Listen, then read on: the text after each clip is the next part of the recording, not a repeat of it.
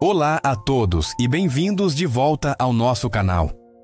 Hoje vamos embarcar numa viagem épica no tempo para explorar a vida de uma das figuras mais monumentais da história humana, Abraão.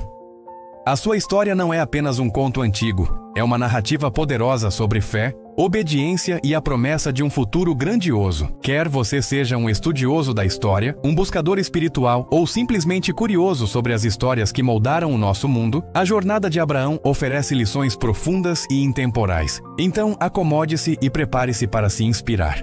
A nossa história começa na antiga cidade de Ur, na Mesopotâmia, um movimentado centro de civilização. Foi aqui que viveu um homem chamado Abrão, com a sua esposa, Sarai. Naquela época, a maioria das pessoas adorava muitos deuses, representados por ídolos. Mas Abrão era diferente. No meio de uma cultura politeísta, ele sentiu um chamado para algo maior.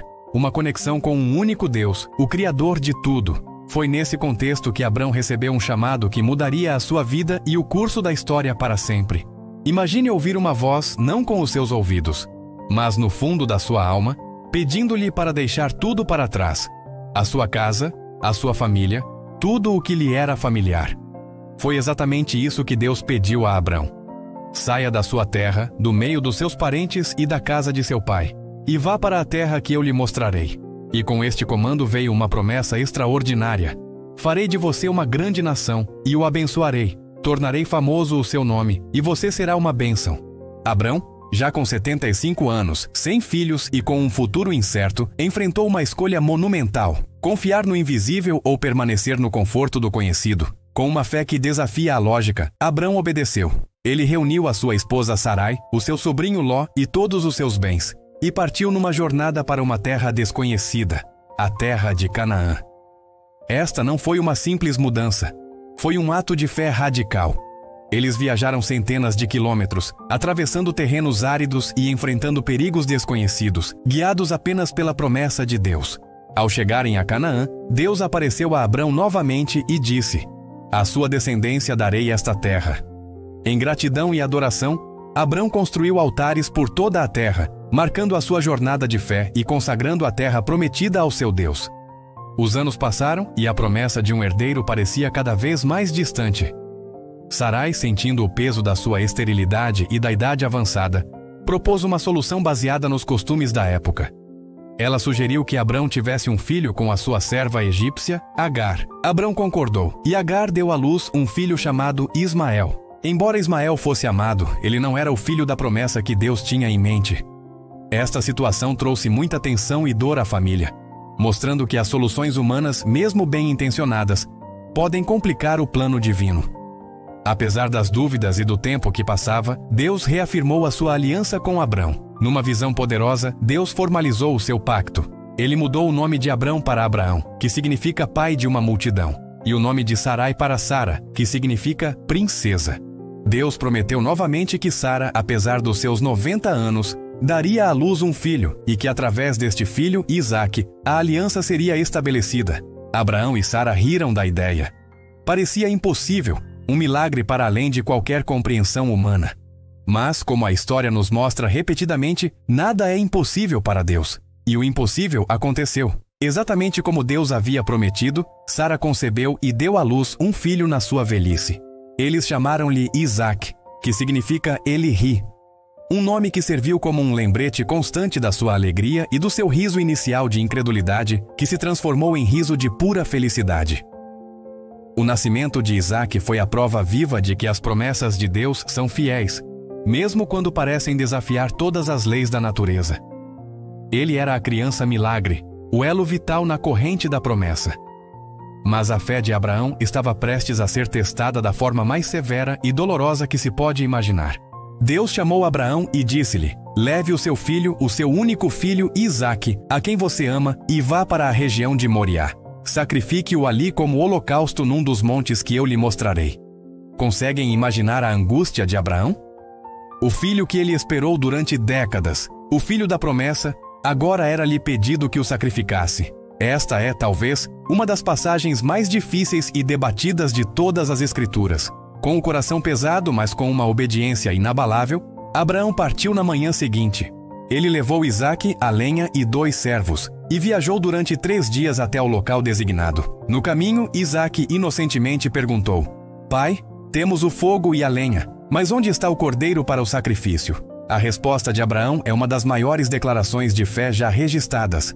Deus mesmo proverá o cordeiro para o sacrifício, meu filho. Abraão não entendia completamente, mas confiava que o mesmo Deus que realizou o milagre do nascimento de Isaque poderia, de alguma forma, resolver esta situação impossível, talvez até ressuscitando-o dos mortos. Ao chegarem ao topo do monte, Abraão construiu um altar, arrumou a lenha, amarrou o seu amado filho Isaque e colocou-o sobre o altar. Quando ele ergueu a faca para cumprir o comando de Deus, um anjo do Senhor chamou do céu: Abraão, Abraão, não toque no rapaz, não lhe faça mal algum.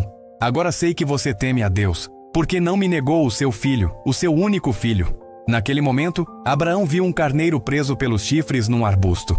Ele pegou o carneiro e sacrificou-o em lugar do seu filho. Abraão chamou aquele lugar de O Senhor Proverá. Este evento dramático não foi sobre crueldade, mas sobre a revelação da profundidade da fé de Abraão e da provisão de Deus. Foi um prenúncio de um sacrifício futuro, onde Deus proveria o seu próprio filho como o cordeiro para a redenção da humanidade. A vida de Abraão continuou a ser um testemunho da sua aliança com Deus. Após a morte de Sara, ele garantiu que Isaque se casasse com uma mulher do seu próprio povo, Rebeca, assegurando a continuidade da linhagem da promessa.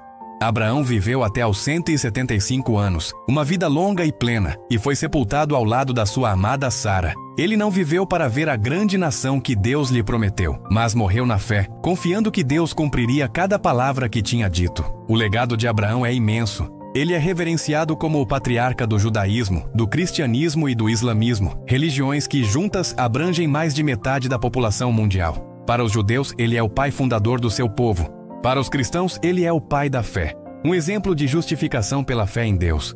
Para os muçulmanos, ele é um profeta amado, um modelo de submissão à vontade de Deus. A sua história transcende fronteiras religiosas e culturais, ensinando-nos sobre coragem, sacrifício e, acima de tudo, o poder transformador da fé. Então, o que podemos aprender com a vida de Abraão hoje? A sua história ensina-nos que a fé não é a ausência de dúvida, mas a decisão de confiar mesmo quando não compreendemos.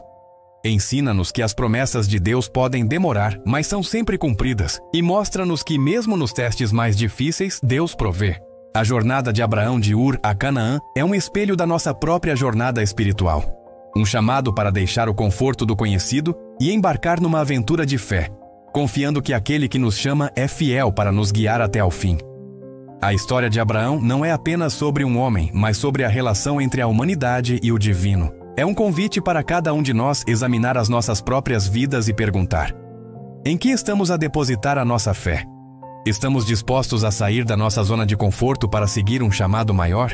A vida de Abraão é um farol de esperança, lembrando-nos que mesmo a partir de começos humildes, através da fé, coisas extraordinárias podem acontecer. Obrigado por se juntarem a nós nesta incrível jornada pela vida de Abraão. Espero que esta história os tenha inspirado tanto quanto me inspira a mim. Se gostaram deste vídeo, não se esqueçam de deixar um gosto, partilhá-lo com os vossos amigos e subscrever o nosso canal para mais conteúdos como este. Gostaríamos muito de ouvir as vossas reflexões sobre a história de Abraão nos comentários abaixo. Qual a parte que mais vos marcou? Até a próxima! Mantenham-se curiosos e cheios de fé.